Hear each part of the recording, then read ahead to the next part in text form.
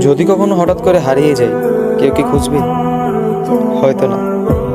যদি আমার আইডিতে হঠাৎ করে পোস্ট করা না হয়, কেউ কি মিস করবে? হয়তো না। ইনবক্স হয়তো মেসেজ আসবে, সিন হবে না, রিপ্লাই পাবে না, পড়ে থাকবো ওইভাবেই। কেউ কেউ হয়তো অপেক্ষা করবে, এই বুঝি আসলো অনলাইনে। আবার কেউ কেউ তো টেরই পাবে না যে কেউ একজন হারিয়ে গেছে। হঠাৎ কারো একটা সময় হয়তো মনে পড়বে যে কে জানি আর নেই।